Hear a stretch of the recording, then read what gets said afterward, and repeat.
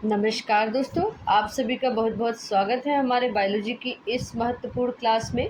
आज की क्लास पशुधन प्रसार अधिकारी, Uttarakhand lecturer, PGT, TGT, LT biology और सभी कॉम्पिटिटिव एग्ज़ाम के लिए बेहद महत्वपूर्ण होने वाली है। आज हम बायोलॉजी के एमसीक्यूज़ का क्रम संख्या 82 से 150 तक करेंगे। ये सभी प्रश्न परीक्षा की दृष्टि से महत्वपूर्ण हैं और प्रत्येक प्रश्न का सही उत्तर के साथ आपका उसका एक्सप्लेनेशन भी समझेंगे। तो अगर आप पशुधन प्रसार अधिकारी, Uttarakhand lecturer, PGT, TGT, LT या किसी भी कॉम्पिटिटिव एग्ज़ाम की तैयारी कर रहे हैं तो इस क्लास को अंत तक ज़रूर देखिए। चलिए बिना समय बर्बाद किए शुरू करते हैं आज की हमारी बायोलॉजी एमसीक्यू सीरीज़ को। तो स्टार्ट करते हैं। Question number 82,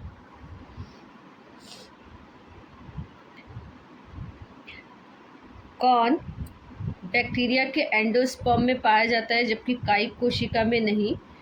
muramic acid, dipicolinic acid, glycolic acid, उपरोक्त में से कोई नहीं। तो 82 का ऑप्शन नंबर बी सही हो जाएगा, डिपिकोलिनिक एसिड। एंडोस्पोर जीवाणु में डीएनए और उसके साइटोप्लाज्म का हिस्सा होता है। एंडोस्पोर में छोटे छोटे एसिड घुलनशील प्रोटीन पाए जाते हैं।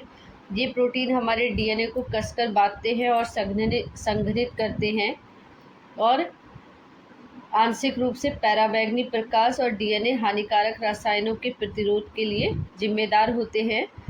कैल्शियम डिपिकोलिनिक अम्ल केवल एंडोस्पोर में पाया जाता है, ना कि कायिक कोशिकाओं में।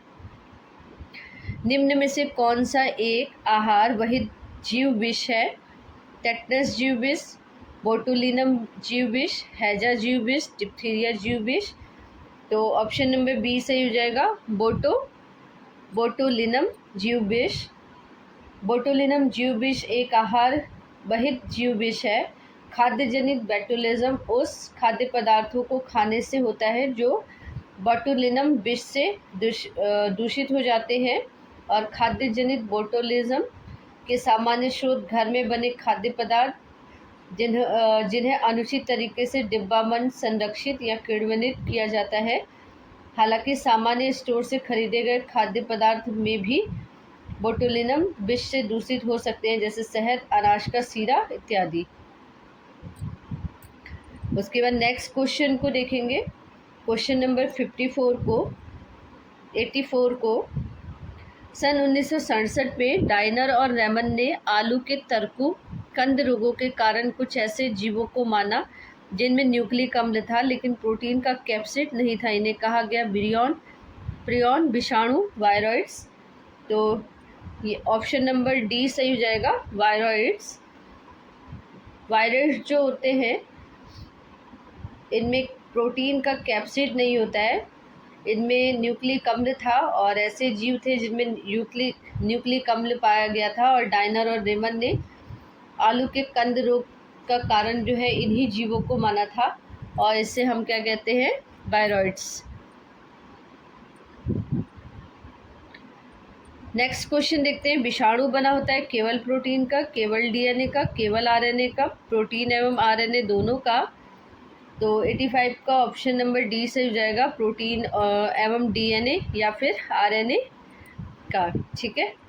विषाणु आरएनए या डीएनए व प्रोटीन के बने होते हैं। विषाणु जो है अति सूक्ष्म अविकल्पी परजीवी यानी कि ऑब्लिगेटेड नॉन सेलुलर और विशिष्ट न्यूक्लियो प्रोटीन के कण हैं। ये सजीव तथा निर्जीव के मध्य की कड़ी भी हैं। चेचक का कारण है बेरियोला, कॉक्सिएला, एडीज, फ्रांसिसेला। तो 86 का ऑप्शन नंबर ए सही हो जाएगा, बेरियोला। चेचक रोग बेरियोला नामक विषाणु से होता है। इसका प्रकोप संपूर्ण शरीर पर होता है। रोग वायु द्वारा या रोगी से सीधे संपर्क द्वारा फैलता है। इसमें रोगी को ज्वर, सिर में दर्द, जुखाम और उल्टियाँ होती हैं और फिर 3 से 4 दिन के बाद मुंह पर लाल दाने निकल आते हैं जो शीघ्र पूरे शरीर में फैल जाता है।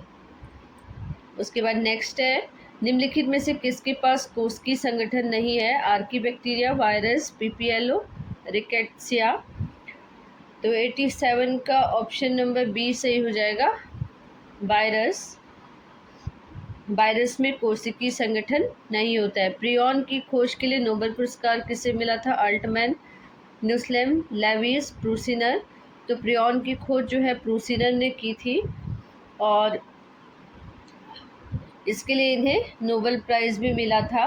प्रियॉन जो है संक्रामक प्रोटीन कर्ण है और प्रूसिनर द्वारा पहली बार 1983 में प्रियॉन की सूचना दी गई थी।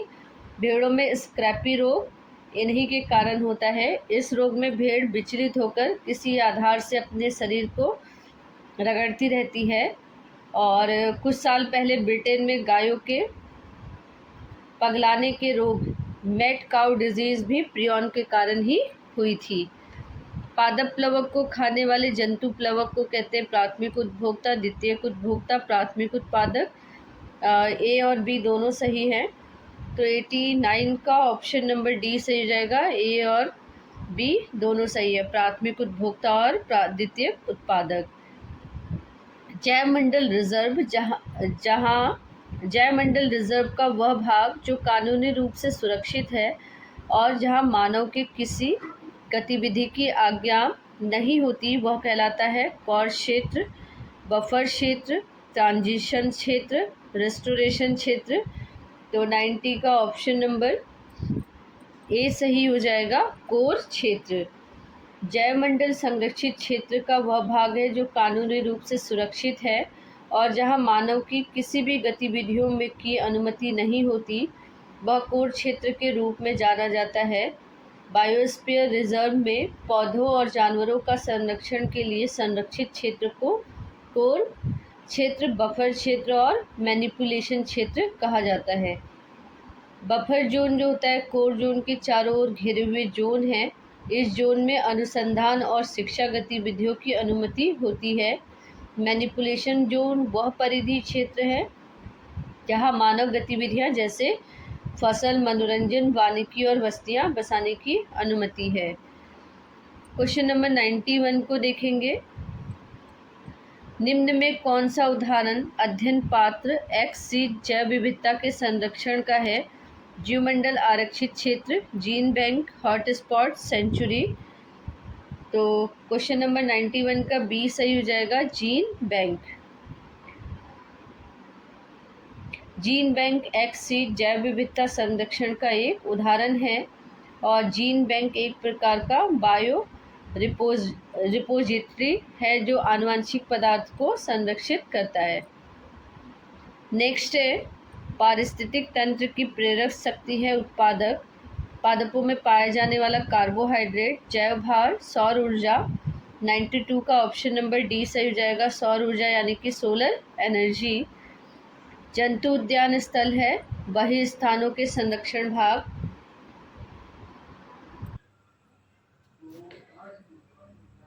ऑप्शन नंबर बी स्वस्थानीय संरक्षण के उपरोक्त दोनों, उपरोक्त में से कोई नहीं। 93 का ऑप्शन नंबर ए सही हो जाएगा, एक्स सिटू कंजर्वेशन वही स्थानीय संरक्षण के। Bowman's gland are found in Bowman's ग्रंथि पाई जाती है external auditory canal, cortical nephrons, juxtamedullary nephrons और ऑल्फैक्टरी एपिथेलियम, घ्राण उपकला। तो 94 का ऑप्शन नंबर डी सही हो जाएगा, घ्राण उपकला में। पैराथायरॉयड ग्रंथि किसके रखरखाव के लिए आवश्यक है? सामान्य शर्करा स्तर, सामान्य मैग्नीशियम स्तर, सामान्य कैल्शियम स्तर, सामान्य सोडियम स्तर। तो 95 का ऑप्शन नंबर सी सही हो जाएगा, सामान्य कैल्शियम स्तर। बेसल उपापचयी मेटाबॉलिक दर किसके द्वारा नियंत्रित होती है? पिट्यूटरी ग्रंथि, अग्नाशय, यकृत और थायराइड ग्रंथि। तो 96 का ऑप्शन नंबर डी सही हो जाएगा, थायराइड ग्रंथि। अग्र पिट्यूटरी से हार्मोन का स्राव नियंत्रित होता है मस्तिष्क के कारक द्वारा, गुर्दों के कारक द्वारा, पक्ष पिट्यूटरी से कारक द्वारा, हाइपोथैलेमस से कारक द्वारा। तो 97 का ऑप्शन नंबर डी सही हो जाएगा, हाइपोथैलेमस से कारक द्वारा यानी कि factor from the hypothalamus. Question number 98 को देखेंगे। जब बच्चा दूध पीना शुरू करता है तो स्तन से दूध निकलने का कारण बनने वाला हार्मोन कहलाता है प्रोलैक्टिन, एस्ट्रोजन, प्रोजेस्टेरॉन, एक्सीटोसिन। तो 98 का ऑप्शन नंबर डी से हो जाएगा ऑक्सीटोसिन। ऑक्सीटोसिन हार्मोन वह हार्मोन है जो स्तन से निकलने के लिए होता है, दूध निकालने के लिए होता है, और जो कॉर्पस ल्यूटियम द्वारा स्रावित होता है, जिसे एंटी बॉर्शन हार्मोन भी कहा जाता है। प्रोलैक्टिन अग्र पिट्यूटरी से स्रावित होता है और लैक्टेशन की प्रक्रिया शुरू हो जाती है। उसके बाद क्वेश्चन नंबर 99 को देखेंगे। निम्नलिखित में से आपातकालीन ग्रंथि के रूप में जाना जाता है थाइमस को, थायराइड्स को, पिट्यूटरी को, एड्रेनल को। तो 99 का ऑप्शन नंबर डी से हो जाएगा एड्रेनल को। निम्नलिखित में से किस ग्रंथि से 4S ग्रंथि किस ग्रंथि को 4S ग्रंथि कहा जाता है? Pituitary, adrenal cortex, adrenal medulla, placenta. तो 100 का ऑप्शन नंबर बी सही हो जाएगा, एड्रेनल कॉर्टेक्स को। 4S का मतलब होता है 4S का मतलब होता है एस फॉर सगर उपापचय, सॉल्ट बनाए यानी कि नमक बनाए, सेक्स हार्मोन और ऊर्जा के स्रोत। ठीक है, तो ये 4 तरीके के एस हार्मोन्स हैं। उसके बाद नेक्स्ट क्वेश्चन नंबर 101 आता है। यदि नवजात शिशु से थाइमस ग्रंथि को हटा दिया जाए तो जो कोशिकाएं नहीं बनेंगी वह मोनोसाइट, लिम्फोसाइट, लिम्फोसाइट्स, इओसिनोफिल्स। तो ऑप्शन नंबर 101 का सी हो जाएगा सही, लिम्फोसाइट्स। उसके बाद क्वेश्चन नंबर 102 को देखेंगे। कशेरुकियों के शरीर में आयोडीन का अधिकतम अवशोषण होता है अग्नाशय, यकृत, थायराइड, अधिवृक्क यानी कि एड्रिनल। तो 102 का ऑप्शन नंबर सी सही हो जाएगा, थायराइड्स। हाइपोथैलेमिक विमोचन कारक निम्न के माध्यम से अग्र पिट्यूटरी ग्रंथि तक पहुंचाता है। एक्सॉन, रक्तवाहिकाएं, लसिका, ऊतक तरल। तो 103 का ऑप्शन नंबर बी सही हो जाएगा, रक्तवाहिकाएं यानी कि ब्लड वेसल्स। उसके बाद नेक्स्ट क्वेश्चन देखते हैं। निम्नलिखित में से यूरिया के जैव संश्लेषण में मध्यवर्ती उत्पाद नहीं होता। Arginine, argininosuccinate, acetyl glutamate, citrulline. तो 104 का सी ऑप्शन सही हो जाएगा, acetyl glutamate. Urea is produced by which enzyme? Urea किस एंजाइम के द्वारा उत्पादित होता है? Urease, glutaminase, arginase, aspartase. तो 105 का ऑप्शन नंबर सी सही हो जाएगा, आर्गिनेज। नेक्स्ट क्वेश्चन देखेंगे। निम्नलिखित में से किस उपापचयी अपशिष्ट को उत्सर्जन के लिए एटीपी की आवश्यकता नहीं होती? यूरिक अम्ल, यूरिया, गुआनिन और अमोनिया। तो 106 का ऑप्शन नंबर ए सही हो जाएगा, यूरिक अम्ल। जल के लिए अपारगम्य नेफ्रॉन का भाग है समीपस्थ नलिका, दूरस्थ नलिका, संग्रहण नलिका, हेनले रूप का आरोही भाग। 107 का ऑप्शन नंबर डी सही हो जाएगा, हेनले रूप। हेनले के लूप का आरोही भाग जल के लिए अपारगम्य नेफ्रॉन का भाग है और आयनों के लिए पारगम्य है। यह यू आकार की संरचना होती है। ठीक है, और जो समीपस्थ घुमावदार नलिका को संरक्षण वाहिनी के द्वारा समांतर डिस्टल नलिका यानी कि डिस्टल ट्यूबल से जोड़ती है। उसके बाद नेक्स्ट क्वेश्चन आ जाएगा। वृक्क शरीर के महत्वपूर्ण अंग है क्योंकि इसमें मदद करते हैं शरीर के तरल पदार्थों का विनिमय, अम्ल क्षार संतुलन का विनिमय, रेगुलेशन एसिड बेस बैलेंस, उपापचयी अपशिष्टों को हटाना, उपरोक्त सभी। तो 108 का ऑप्शन नंबर डी सही हो जाएगा, उपरोक्त सभी। वृक्क नलिका न केवल उत्सर्जन करता है बल्कि होम्योस्टैटिक्स अंग के रूप में भी, जिसका तात्पर्य शरीर के तापमान, तरल पदार्थ और अम्ल क्षार का विनिमय भी करना है, विनिमय का संतुलन करना भी है। इसके अतिरिक्त नाइट्रोजन युक्त और अपशिष्ट उपापचयी अपशिष्टों को हटाना भी इसका काम है। नेक्स्ट क्वेश्चन देखेंगे। कशेरुकियों के पेशाब का रंग पीला होता है क्योंकि कोलेस्ट्रॉल, यूरोक्रोम, यूरिक अम्ल, मेलानिन। तो ऑप्शन नंबर बी से हो जाएगा, यूरोक्रोम के कारण कशेरुकियों के पेशाब का रंग पीला होता है और यह वर्णक हीमोग्लोबिन के टूटने से प्राप्त होता है। पोडोसाइट कोशिकाएं पाई जाती हैं। 110 का ऑप्शन नंबर ए सही हो जाएगा, ब्रेक में यानी कि किडनी में। ब्रेक में बोमन संपुट यानी कि बोमन कैप्सूल के भीतरी दीवार पे पोडोसाइट सेल्स पाई जाती हैं और ये कुफर कोशिकाएं यकृत में पाई जाती हैं या प्रकृति में फैगोसाइटिक होती हैं। पोडोसाइट कोशिकाएं पाई जाती हैं किडनी में, टेस्टिस में, अग्नाशय में, अंडाशय में। तो ऑप्शन नंबर ए इसका सही हो जाएगा, पोडोसाइट्स में, पोडोसाइट्स किडनी में। नेक्स्ट क्वेश्चन है पोडो, फिर से बार बार यही क्वेश्चन रिपीट हुए। देखिए, पोडोसाइट्स पाए जाते हैं एस्कॉन नाल में, साइकॉन नाल में, ल्यूकॉन नाल में, उपरोक्त में से कोई नहीं। तो 112 का ऑप्शन नंबर डी सही हो जाएगा। पोडोसाइट मानव किडनी में पाई जाती है। जो बोमन कैप्सूल एक प्याले नुमा ऐसे संरचना होता है, तो बोमन कैप्सूल की दीवार से ये लगे रहते हैं पोडोसाइट्स, ठीक है। और एस्कॉन का जो नाल टाइप है वो है ल्यूकोसेलेनिया, और साइकॉन का स्काइफा, और ल्यूकॉन का टाइप जो है वो स्पॉन्जिला है।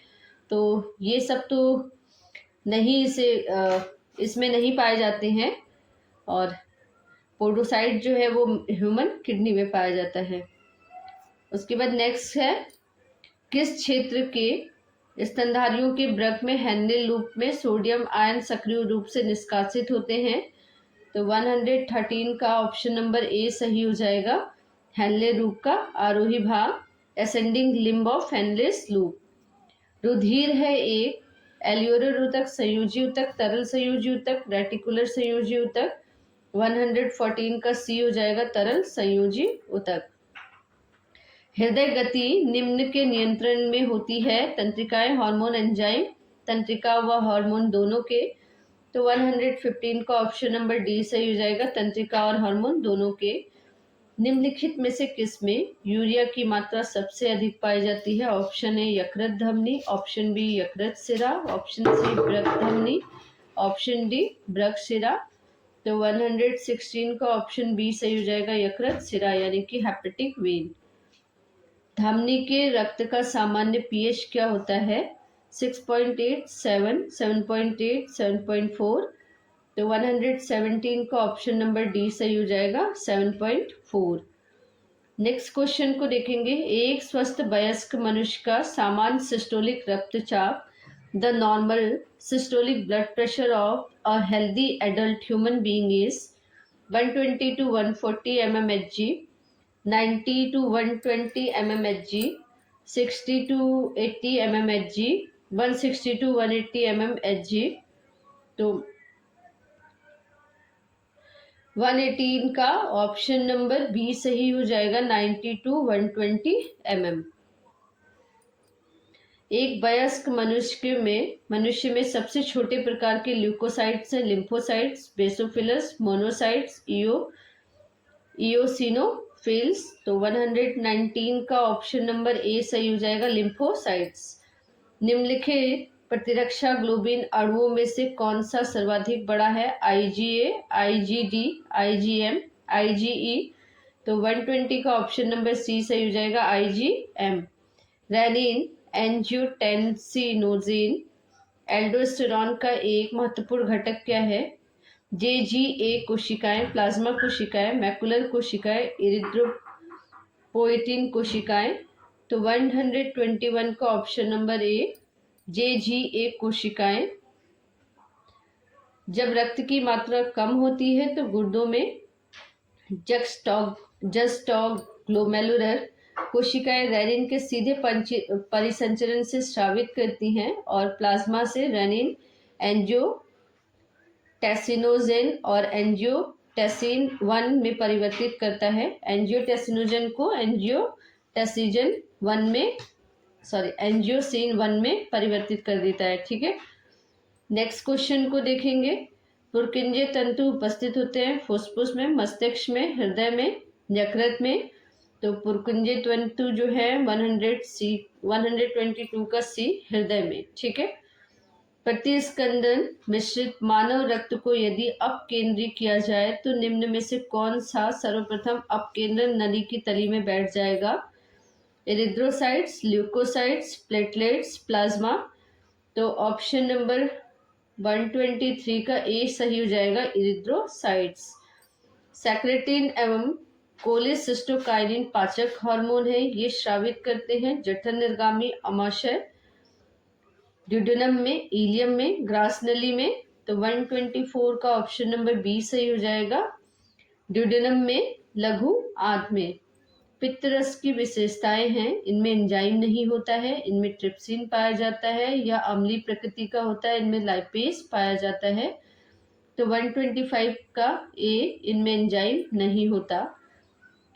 ऑटोजेनी के अनुसार यकृत है बही, एक्टोडर्मल, एंडोडर्मल, मेसोडर्मल, ए और बी दोनों। तो 126 का ऑप्शन नंबर बी सही हो जाएगा, एंडोडर्मल। घाव भरने के लिए निम्न में से कौन सा विटामिन आवश्यक है? Cobalamin, ascorbic acid, tocopherol, nicotinamide. 127 का ऑप्शन नंबर बी सही हो जाएगा, एस्कॉर्बिक एसिड। प्रोथ्रोम्बिन का संश्लेषण होता है रक्त प्लेटलेट्स, रक्त प्लाज्मा, यकृत, अस्थि मज्जा। तो 128 का सी सही हो जाएगा, लीवर। लार एमाइलेज की क्रियाविधि के लिए निम्न में से कौन सा आयन आवश्यक है? Chlorine, sodium, iron, sulphur, sulphate. तो 129 का ऑप्शन नंबर ए सही हो जाएगा, क्लोरीन। टोकोफेरोल मुख्य रूप से संग्रहित होता है वसा में, यकृत में, त्वचा में, लिम्फोसाइट्स में।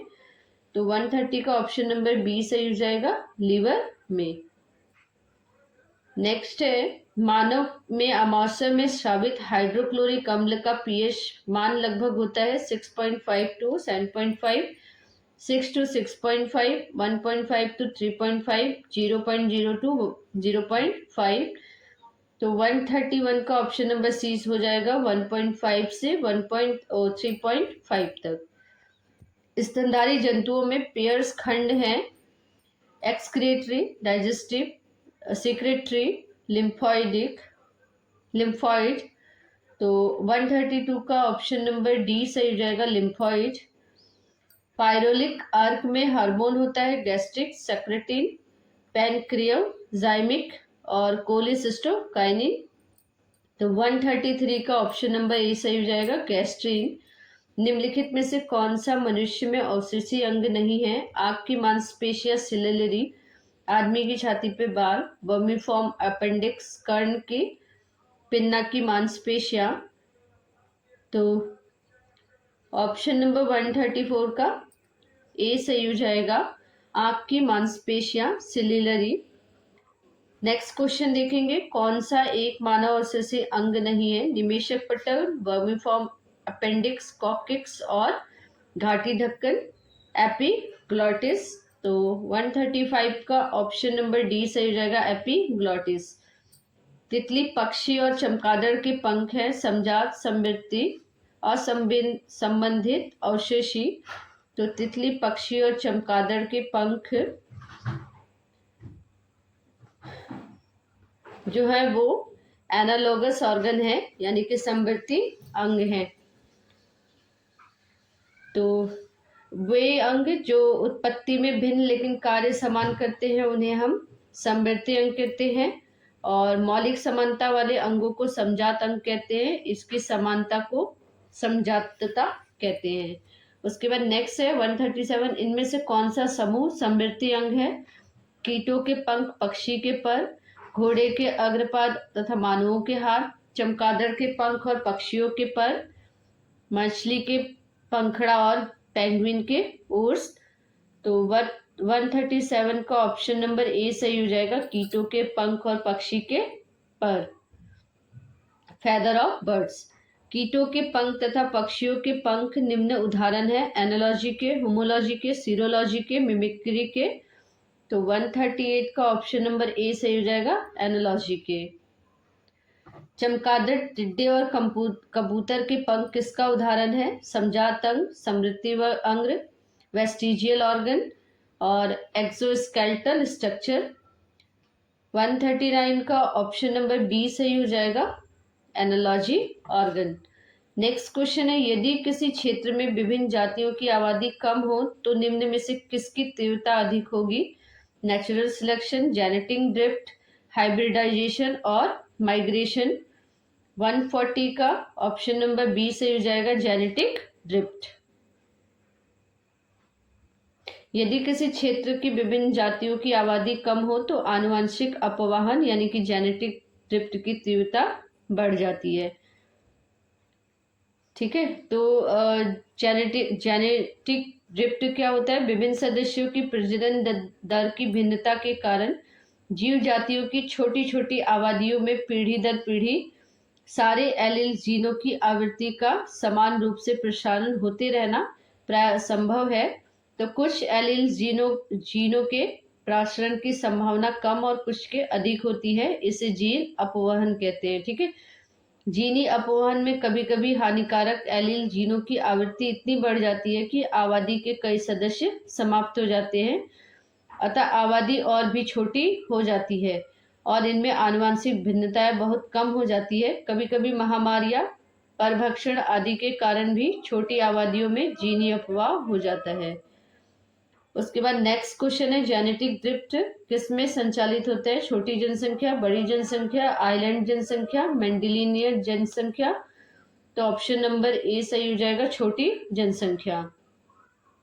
पी तथा क्यू प्रभावी तथा अप्रभावी जीन के क्रमशः आवृत्तियां हैं। कौन सा समीकरण हार्डी वीनबर्ग नियम के लिए उचित है?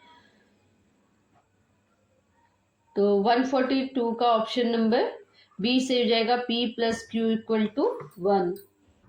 विखंडन जो प्रजनन की एक विधि है, सामान्यतः निम्न में से किसमें पाई जाती है? प्रोटोजोआ, हेलमिंथस, एनालिड, उपयुक्त में से सभी।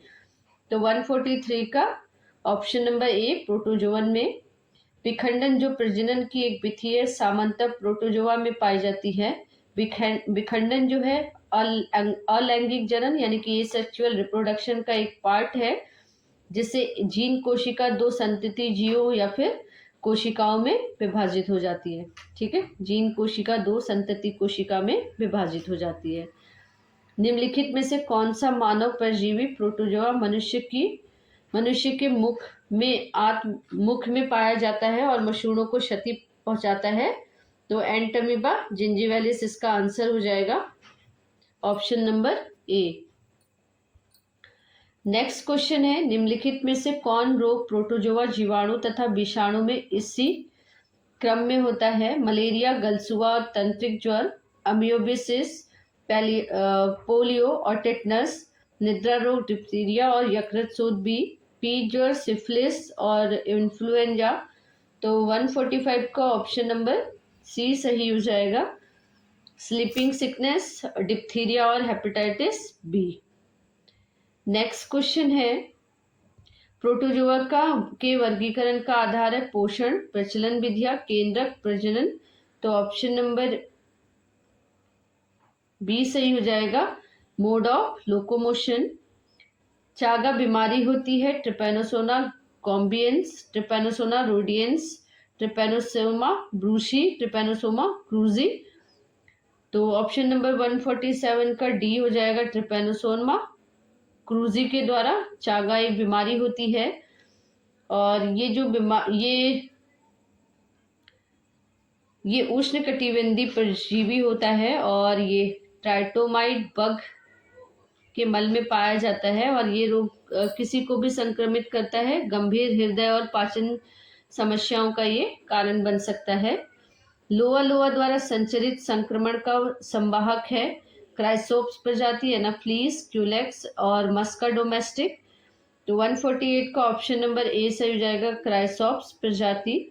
लोआ हेलमिंथ द्वारा संचरित संक्रमण का एक संवाहक क्राइसोप्स प्रजाति की मक्खी द्वारा होता है। लोआ संक्रमण जो है वो क्राइसोप्स जीनस की डियर फ्लाई द्वारा संचरित होता है। लोएसिस चमड़े के नीचे और सब म्यूकोसस ऊतक की एक बीमारी है जो कि हेलमिंथ लोआ के संक्रमण के कारण होती है, जिससे अफ्रीकी वर्म भी कहा जाता है। और ये जो है क्राइसोप्स की मक्खियों द्वारा संचरित होता है। 149 का है, नेक्स्ट क्वेश्चन, अमीबा में पोषण का माध्यम है सेप्रोजोइक मितोपजीवी, हेलोफाइटिक पूर्णभोजी पादप, क्रोपोजोइक, हेलोजोइक समभोजी। तो 149 का ऑप्शन नंबर डी सही हो जाएगा, होलोजोइक समभोजी। अमीबा में पोषण का उत्तम माध्यम होलोजोइक पोषण होता है और इस पोषण की प्रक्रिया खाद्य पदार्थों के एब्जॉर्प्शन यानी कि अवशोषण द्वारा होती है। इस प्रक्रिया में खाद्य पदार्थों से पोषक तत्वों को सीधे इनकी कोशिकाओं द्वारा सोख लिया जाता है, जिसे जंतु संभोजी पोषण भी कहते हैं। लास्ट क्वेश्चन है, अमीबा में गतिशीलता की व्याख्या करने हेतु किसने सोल जेल सिद्धांत दिया? डोलिंगर, मॉस्कॉट पेंटिन, हाइमन, सेलार्ड। तो 150 का ऑप्शन नंबर सी सही हो जाएगा, हाइमन ने। तो दोस्तों, आज के हमारे बायोलॉजी एमसीक्यूज क्लास में क्वेश्चन नंबर 82 से लेकर 150 तक हमने सभी महत्वपूर्ण प्रश्नों को उनके सही उत्तर और एक्सप्लेनेशन के साथ पूरा किया। अगर आपको यह क्लास हेल्पफुल लगी तो लाइक जरूर करें, अपने दोस्तों के साथ शेयर करें और चैनल को सब्सक्राइब करना ना भूलें। और अगर आप पशुधन प्रसार अधिकारी Uttarakhand lecturer PGT, TGT, LT biology या किसी भी कॉम्पिटिटिव एग्जाम की तैयारी कर रहे हैं तो ऐसी महत्वपूर्ण बायोलॉजी क्लासेस के लिए हमारे साथ जुड़े रहिए। अगली क्लास में हम और भी महत्वपूर्ण एमसीक्यूज को लेके आएंगे। तब तक के लिए पढ़ते रहिए, मेहनत करते रहिए और अपने लक्ष्य की ओर आगे बढ़ते रहिए। Thank you. मिलते हैं अगली क्लास में। जय हिंद।